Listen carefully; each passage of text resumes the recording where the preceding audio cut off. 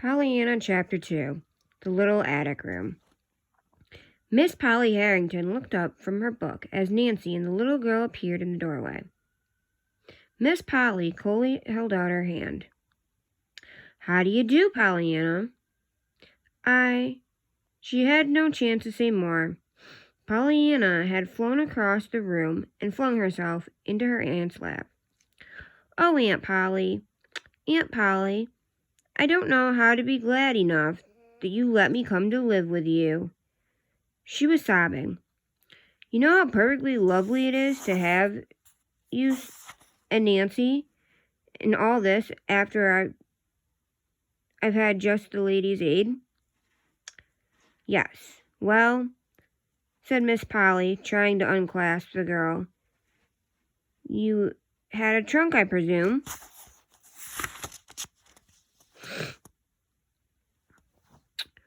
"Oh, yes, indeed, Aunt Polly. I've got a beautiful trunk that the ladies' aid gave me. I haven't got much in it of my own. I mean, there were all Father's books. You see, Father—" "Pollyanna," interrupted her aunt sharply, "there is one thing you should understand right away. I do not wish to have you talking about your father to me." The little girl drew in her breath timidly. "We will go upstairs to your room. You may follow me, Pollyanna." Pollyanna turned quietly and followed her aunt from the room. Her eyes were brimming with tears, but her chin was bravely high. "After all, I reckon I'm glad she doesn't want me to talk about Father," Pollyanna thought. "It'll be easier, maybe, if I don't talk about him. Probably that is why she told me not to, out of kindness for me." And Pollyanna blinked off the tears and looked happily about her. Pollyanna's small feet pattered behind her aunt. Her big blue eyes took in all the beautiful furniture, carpets, and pictures. She didn't want to miss anything in the wonderful house. Which door led to the room that was to be her very own?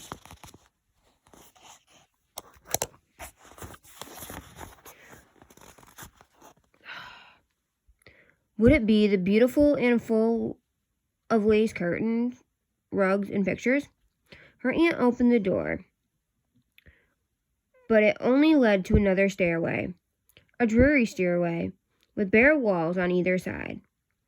At the top of the stairs were low, shadowy halls and corners, stacked with trunks and boxes. Then she saw her aunt had thrown open a door at the right. "Pollyanna, here is your room, and your trunk is here, I see. Do you have your trunk key?" Pollyanna nodded. Her eyes were a little wide and frightened. Her aunt frowned. "When I ask questions, Pollyanna, I prefer you to answer aloud, not merely with your head." "Yes, Aunt Polly." "Thank you, that is better. I believe you have everything you need here," she added. "I will send Nancy up to help you unpack. Supper is at 6 o'clock. She left the room briskly. For a moment, Pollyanna stood quite still, looking after her. Then she turned her wide eyes to the bare walls, the bare floor, and the bare windows. She turned them last to the little trunk and stumbled blindly toward it. She fell on her knees at its side, covering her face with her hands.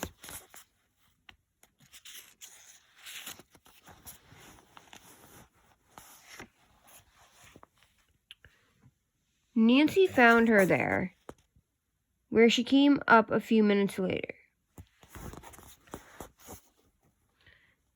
There, you poor lamb," Nancy crooned, hugging the little girl. "I was just afeared I'd find you like this. Come, we'll get inside this trunk and take out your dresses in no time." Nancy's quick hands unpacked the books, the patched underclothes, and the few pitiful dresses.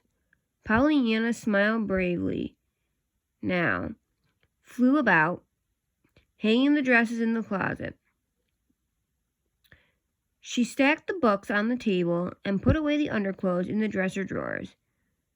I'm sure it's going to be a very nice room, don't you think so? The girl stammered after a while.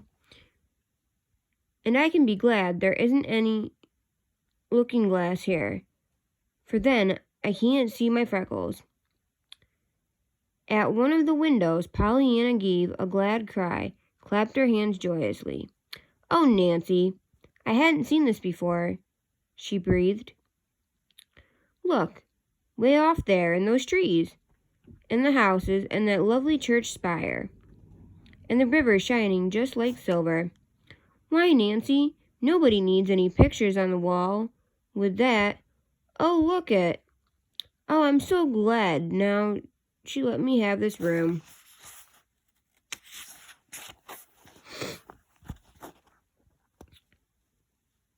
If you ain't a little angel from heaven, cried Nancy. Oh, land. There's her bell.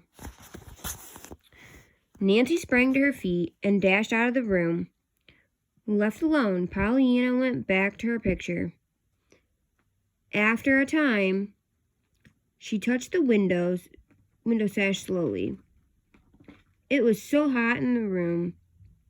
To her joy, the sash moved, and the next moment, the window was wide open. Pollyanna leaned far out, drinking in the fresh, sweet air. A huge tree flung its branch against the window, like an outstretched arm, inviting her. Suddenly, she laughed aloud. The next moment, she had climbed to the window ledge. From there, it was easy to step to the nearest tree branch. Clinging like a monkey, she swung herself from limb to limb until she reached the lowest branch. The drop to the ground was a little fearsome, but she landed on all fours, picked herself up, and looked eagerly about. She was at the back of the house. Before her lay a garden where a bent old man was working. Beyond the garden, a little path led up a steep hill. At the top, a long lone pine tree stood behind a huge rock. To Pollyanna, at the moment, there seemed to be just one place in the world worth being: the top of that big rock.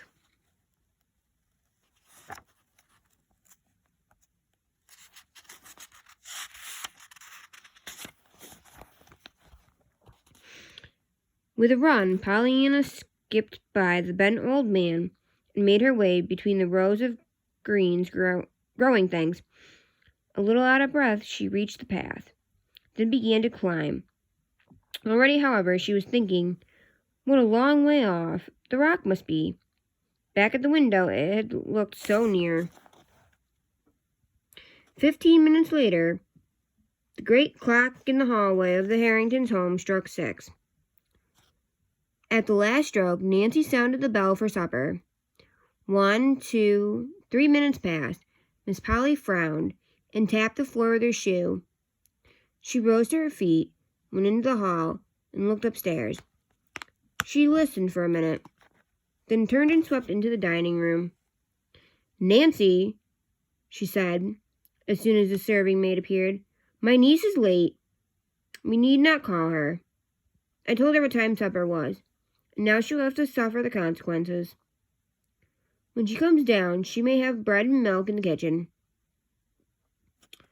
After supper, Nancy crept up to the back stairs to the attic room.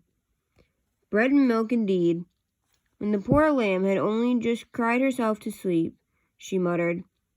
She softly pushed open the door. The next moment, she gave a frightened cry. Where are you? Where have you gone? Where have you gone? She panted. She looked in the closet, under the bed, and even in the trunk, and down the water pitcher. Then she flew downstairs and out to old Tom the gardener.